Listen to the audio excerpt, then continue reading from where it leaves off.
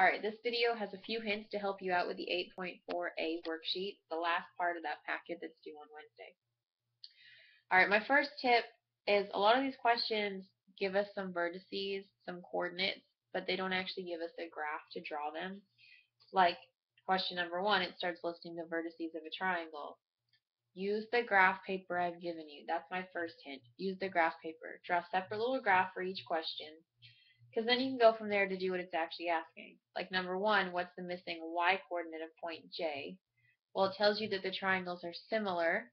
So, similar triangles, you can set up proportions, and by drawing them on the coordinate plane, you can count how long the length and width are, or the base and height of those triangles, to kind of set up your proportion to figure out the length of the missing side of the triangle, to figure out from there the coordinates of the point to get that length. Question number 2, the little squiggly line means similar. And we know that when shapes are similar, we can set up proportions. Question number 3, what's the slope between J and L?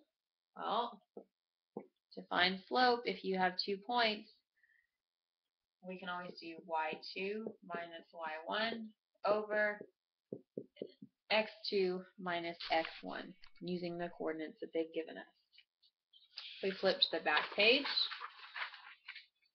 Number 4, we want proportions comparing the rise and run for each of the similar slope triangles and the numeric value.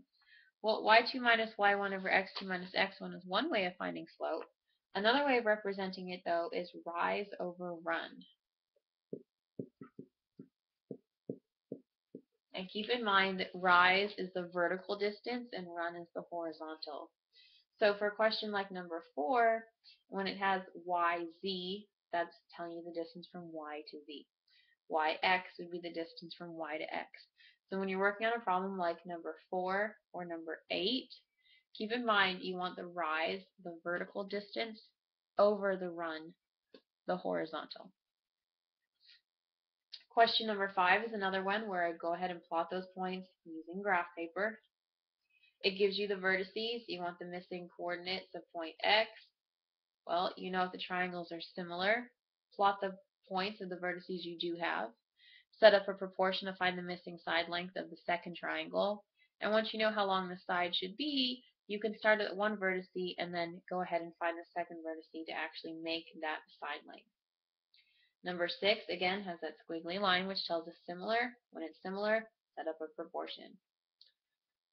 Number 7, it gives you the vertices of triangle ABC. Use the graph paper. Plot those points on the grid. Create your triangle ABC. And we want the coordinates of another sloped triangle along the same line.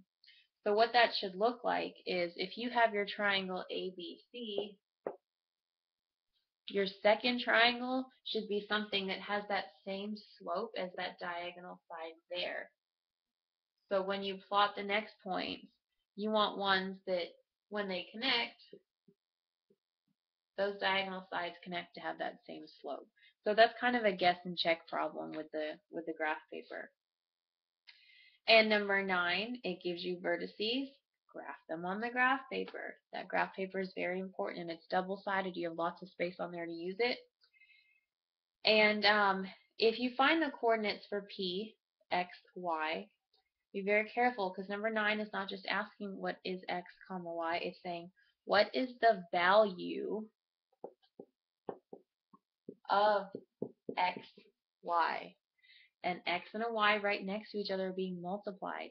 So if the coordinates that you got for X, Y were 4, 2, that's not the answer, but if it were, well, the value of X, Y would be 4 times 2. The answer would actually be 8.